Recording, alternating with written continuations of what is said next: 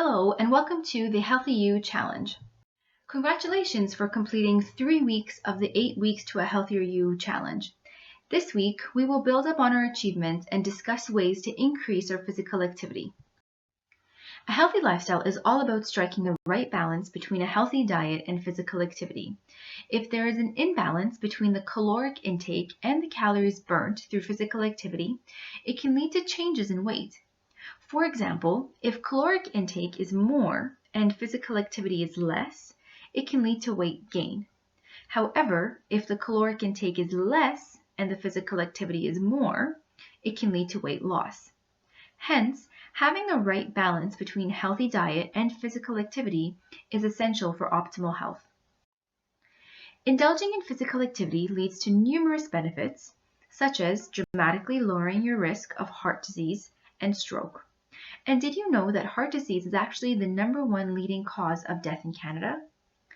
Physical activity also helps to reduce stress and increase energy levels. It improves sleep as well as digestion. And indulging in regular physical activity can make you look and feel better. You may see benefits within the first few weeks of regular activity. For example, your blood pressure may improve and you can start to feel more energetic and relaxed. After 3 months, you may experience better health, improved posture and balance, stronger muscles and bones, more confidence, and a more positive outlook on life. There are primarily 3 types of physical activity, and they include aerobic exercise, resistance exercise, and stretching. Let's have a closer look at these activities. Aerobic exercise is a type of exercise that increases your heart rate and is characterized by continuous movement for at least 10 minutes at a time.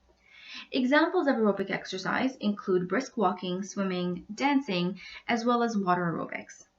It is recommended that we take part in at least 150 minutes of moderate to vigorous activity per week. This is equal to about 30 minutes for 5 days out of a week. Next up is resistance exercise.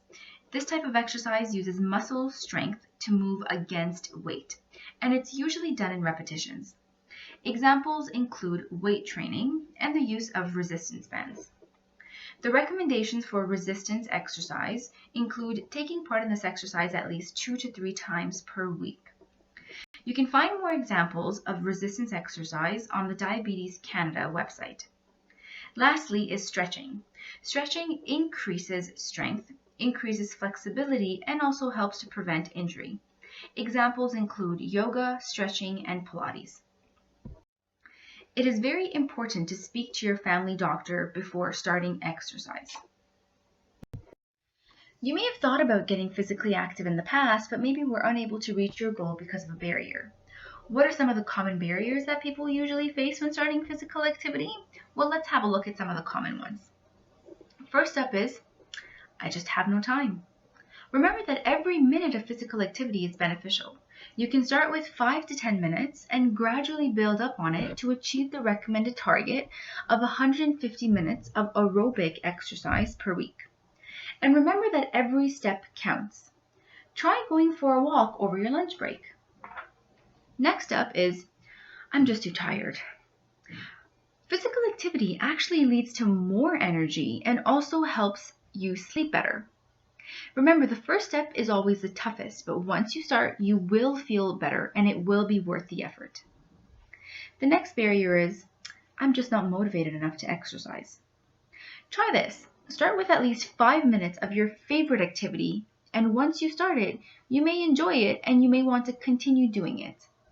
Remember, it's important to indulge in activities that you actually enjoy. So go ahead and make a list of activities that you like taking part in and just do those more often.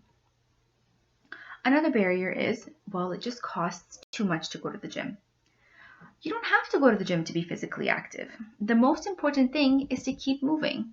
Remember, walking is free, as are exercise videos online. You can also purchase tools such as stretch bands or skipping ropes to keep you active.